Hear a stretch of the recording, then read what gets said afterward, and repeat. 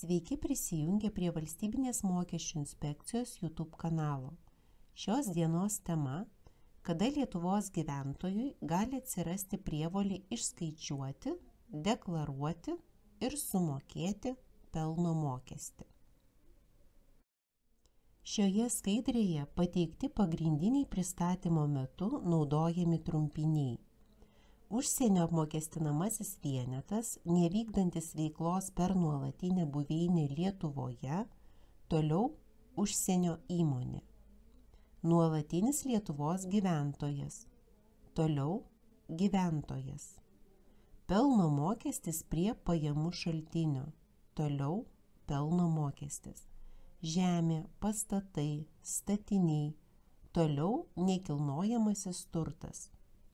Užsienio apmokestinamiesiems vienetams išmokėtų pajamų, sumų ir nuo jų apskaičiuoto pelno mokesčio deklaracijos FR 0313 forma, antra versija. Toliau deklaracija FR 0313 forma.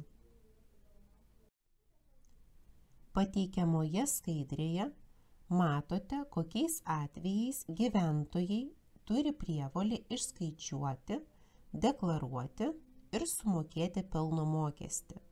Tai yra, kai įsigyja nekilnojamąjį turtą esantį Lietuvoje iš užsienio įmonės, kuri nėra įregistravusi nuolatinės buveinės Lietuvoje.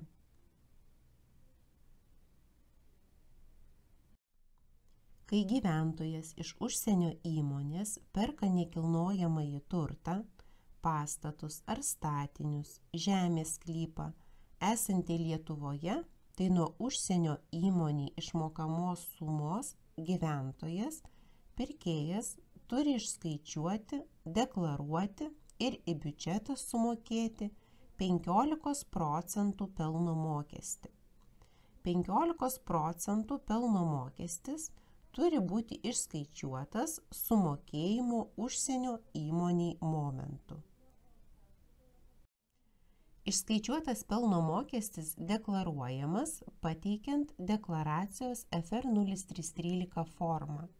Ši forma mokesčio administratoriui pateikiama, bei pelno mokestis sumokamas ne vėliau kaip per 15 dienų pasibaigus mėnesiui, kurį užsienio įmoniai buvo atliktas mokėjimas už įsigytą nekilnojamąjį turtą. Pateiksiu pavyzdį, kai gyventojas iš Estijos įmonės įsigijo žemės sklypą. Estijos įmonė pagal 2024 metų vasario mėnesio 12 dienos pirkimo pardavimo sutartį gyventojui už 20 000 eurų pardavė Lietuvoje esantį nekilnojamąjį turtą žemės sklypą. Gyventojas su Estijos įmonė atsiskaitė sutarties pasirašymo metu. Estijos įmonės gaunamos turto pardavimo pajamos 20 000 eurų laikomos pelno mokesčio baze Lietuvoje ir apmokestinamos taikant 15% pelno mokesčio tarifą. Šiuo atveju pelno mokestį nuo Estijos įmonės gaunamų turto pardavimo pajamų 3 000 eurų turi išskaičiuoti, deklaruoti ir į biudžetą sumokėti pinigus už žemės sklypą Estijos įmoniai išmokėjęs pirkėjas, tai yra gyventojas. Gyventojas, pirkėjas, išskaičiavęs 15% pelno mokestį, šią sumą Estijos įmoniai pardavėjui perveda sumoka mažesnę pinigų sumą. Pelno mokestis turi būti sumokėtas ne vėliau kaip deklaracijos FR 0313 formos pateikimo termino pabaigos dieną, tai yra iki šių metų kovo mėnesio 15 dienos. Gyventojai deklaraciją FR 0313 formą teikia tik elektroniniu būdu per Valstybinės mokesčių inspekcijos elektroninio deklaravimo sistemą EDS, toliau vadinsiu EDS, prie kurios galima prisijungti paspaudus prisijungti prie EDS. Ir pasirinkus vieną iš prisijungimo prie EDS galimybių, prisijungti per išorinės sistemas, su VMI priemonėmis arba naudojantis elektroniniu parašu. Prisijungus prie EDS reikia pasirinkti deklaravimas ir spausti pildyti formą. Laukelyje formos kodas įrašoma FR0313 ir spaudžiama filtruoti. Ir prie formos antros versijos pasirenkama pildyti formą tiesiogiai portale. Pradedamas deklaracijos pildymas. Deklaruojančio asmens kodas, vardas pavardė prisijungus jau būna nurodyti. Trečiame laukelyje įrašoma pildymo data. Ketvirtame, penktame, šeštame ir septintame laukeliuose reikia įrašyti informaciją apie užsienio įmonę, iš kurios buvo pirktas nekilnojamasis turtas. Aštuntame laukelyje įrašoma išmokos užsienio įmonės pajamų rūšies kodas, šiuo atveju 5. Devintame laukelyje nurodomas mokesčio tarifas 15%.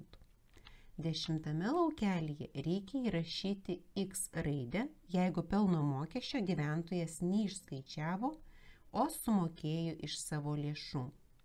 Tačiau jeigu šalių susitarimu užsienio įmonė gyventojui kompensuotų iš savo lėšų sumokėtą pelno mokestį ir tai būtų pagrįsta dokumentais, susitarimu, mokėjimo dokumentais ir panašiai, tai deklaracijos 10 laukelis būtų nepildomas, nes būtų laikoma, kad pelno mokesčio mokėtoja yra pati užsienio įmonė.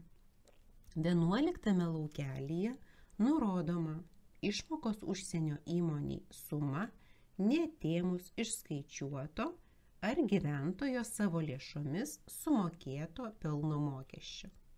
12 laukelyje įrašoma išmokos išmokėjimo data. 13 laukelyje nurodoma išskaičiuota arba gyventojo savo lėšomis sumokėta pelno mokesčio suma. 14 laukelyje įrašoma visa pelno mokesčio suma ir spaudžiamas mygtukas klaidų tikrinimas. Jeigu klaidų nėra, pateikiama deklaracija.